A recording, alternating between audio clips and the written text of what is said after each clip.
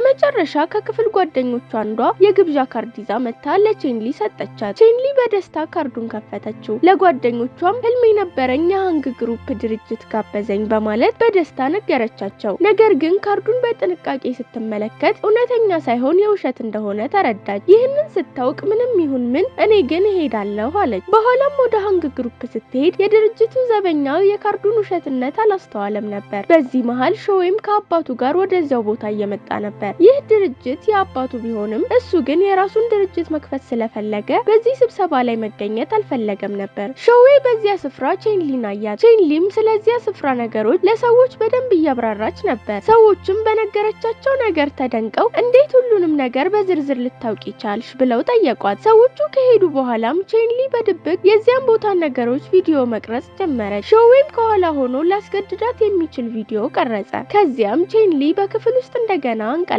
ይህንን ያየው ሾዌም ጥያቄን ተቀበይ የሚል መልእክት ላከላት። እሷ ግን ሳትቀበለው እንደገና አንቀላፋች። በሌላ ጊዜ ቼንሊ የሆነ ቦታ ስታልፍ ራሷን ለመደበቅ ሞከረች። በመጀመሪያ ባርኔጣ ከዚያም ማስክ አደረገች። ሆኖም ሾዌ ያዛት። ሾዌም ለሁለተኛ ጊዜ ለምን ሳትሰናበችኝ ሄድሽ ብሎ ጠየቃት። እሷም የውሸት ታሪክ መናገር ጀመረች። ሾዌ ግን የደበቀውን ቪዲዮ አሳያትና እውነተኛውን ምክንያት ካልነገርሽኝ ይህንን ቪዲዮ ለሃንግ ግሩፕ ሰጣለሁ ሲል አስፈራራት። እሷም አይ ይህንን አታድርግብኝ፣ እውነቱን ለመናገር እውነተኛውን ምክንያት ረሳሁት፣ እንድትጠብቀኝ ጊዜ ትሰጠኛለህ ስትል ለመነችው። ሾዌም አዎ አስበሽ መልሽልኝ፣ ቪዲዮውን ግን ከእኔ ጋር አቆየዋለሁ ብሎ ከቦታው ሄደ። ከዚህ በኋላ ቼንሊ በክፍል ውስጥ እንደገና አንቀላፋች። በዚህ ጊዜ ሾዌ ሄደሽ ውሃ አምጪልኝ የሚል መልእክት ላከላት። መልእክቱን እንዳየች ወዲያውኑ መምህሩን ወደ መጸዳጃ ቤት መሄድ እችላለሁ ብላ ጠየቀችው። መምህሩም አዎ ሂጂ፣ ግን ይው ሾዌን እሱ በክፍል ውስጥ ውሃ በፍጹም አይጠጣም ሲል መለሰላት።